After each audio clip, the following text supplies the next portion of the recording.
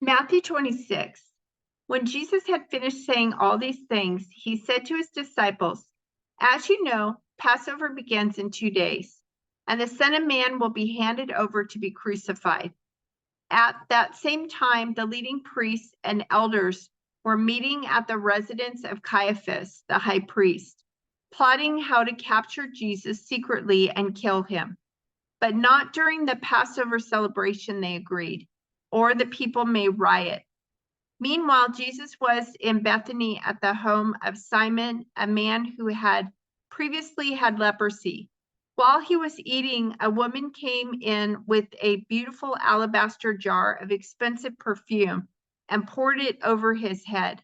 The disciples were indignant when they saw this. "What a waste," they said. "It could have been sold for a high price and the money given to the poor." But Jesus, aware of this, replied, "Why criticize this woman for doing such a good thing to me? You will always have the poor among you, but you will not always have me. She has poured this perfume on me to prepare my body for burial. I tell you the truth, wherever the good news is preached throughout the world, this woman's deed will be remembered and discussed." Then Judas Iscariot, one of the 12 disciples, went to the leading priests and asked, "How much will you pay me to betray Jesus to you?" And they gave him 30 pieces of silver. From that time on, Judas began looking for an opportunity to betray Jesus. On the first day of the festival of unleavened bread, the disciples came to Jesus and asked, "Where do you want us to prepare the Passover meal for you?" "As you go into the city," he told them, "you will see a certain man. Tell him, 'The teacher says, my time has come, and I will eat the Passover meal with my disciples at your house.'" So the disciples did as Jesus told them and prepared the Passover meal there. When it was evening, Jesus sat down at the table with the 12. While they were eating, he said, "I tell you the truth, one of you will betray me." Greatly distressed, each one asked in turn, "Am I the one, Lord?" He replied, "One of you who has just eaten from this bowl with me will betray me.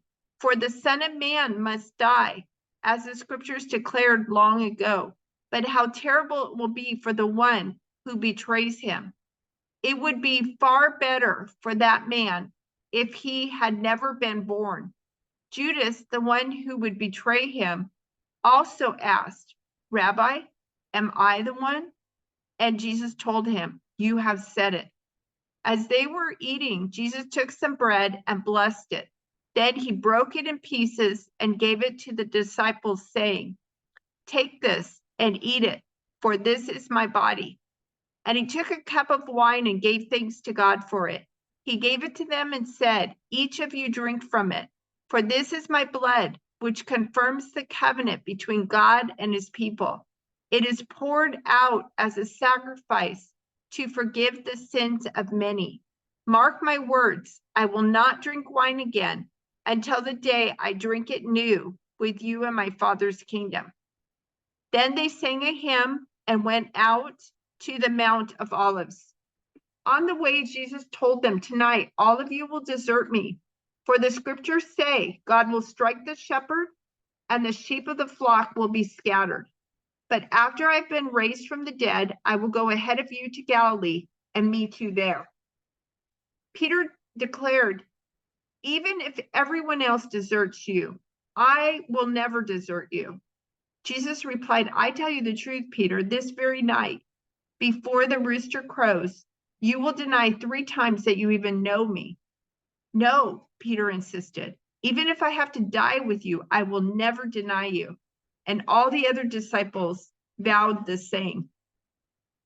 Then Jesus went with them to the olive grove called Gethsemane, and he said, "Sit here while I go over there to pray."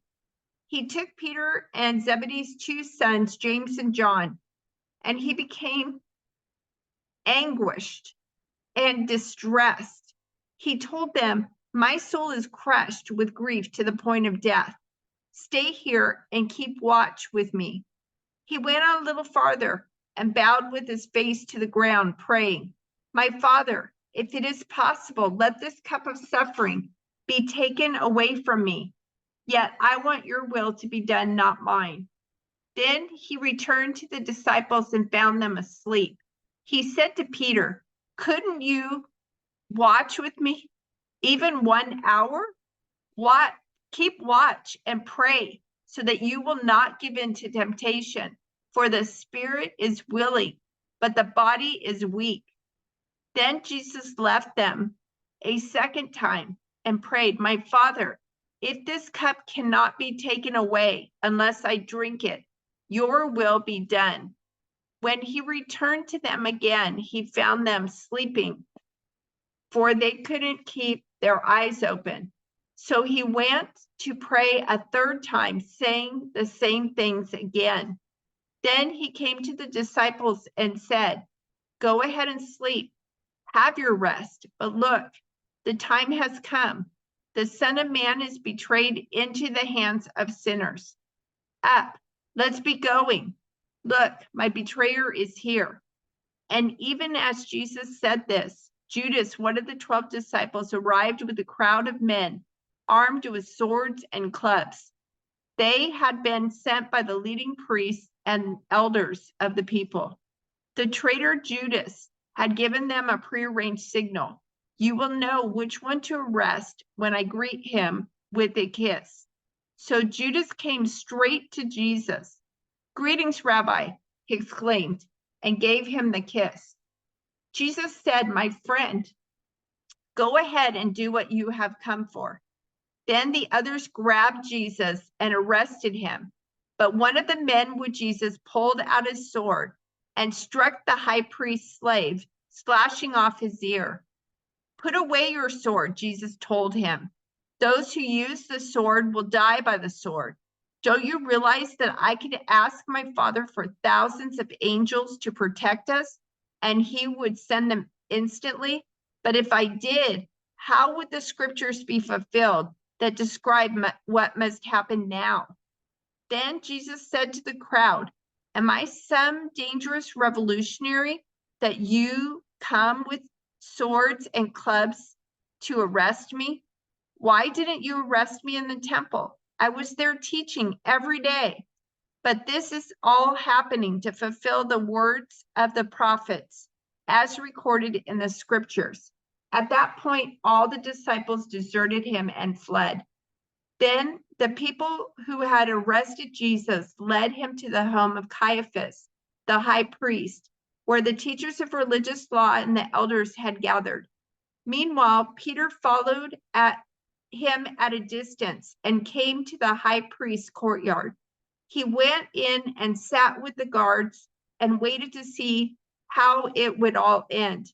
Inside, the leading priests and the entire high council were trying to find witnesses who would lie about Jesus so they could put him to death. But even though they found many who agreed to give false witness, they could not use anyone's testimony. Finally, 2 men came forward who declared, "This man said, I'm able to destroy the temple of God and rebuild it in 3 days." Then the high priest stood up and said to Jesus, "Well, are you going to answer these charges? What do you have to say for yourself?" But Jesus remained silent. Then the high priest said to him, "I demand in the name of the living God, tell us if you are the Messiah, the Son of God." Jesus replied, "You have said it. And in the future, you will see the Son of Man seated in the place of power at God's right hand and coming on the clouds of heaven." Then the high priest tore his clothing to show his horror and said, "Blasphemy! Why do we need other witnesses? You have all heard his blasphemy. What is your verdict?" "Guilty," they shouted. "He deserves to die." Then they began to spit in Jesus' face and beat him with their fists. And some slapped him, jeering, "Prophesy to us, you Messiah. Who hit you that time?" Meanwhile, Peter was sitting outside in the courtyard. A servant girl came over and said to him, "You were one of those with Jesus the Galilean." But Peter denied it in front of everyone. I don't know what you're talking about, he said. Later, out by the gate, another servant girl noticed him and said to those standing around, "This man was with Jesus of Nazareth." Again, Peter denied it, this time with an oath. "I don't even know the man," he said. A little later, some of the other bystanders came over to Peter and said, "You must be one of them. We can tell by your Galilean accent." Peter swore, "A curse on me if I'm lying. I don't know the man." And immediately the rooster crowed. Suddenly, Jesus' words flashed through Peter's mind. "Before the rooster crows, you will deny 3 times that you even know me." And he went away weeping bitterly.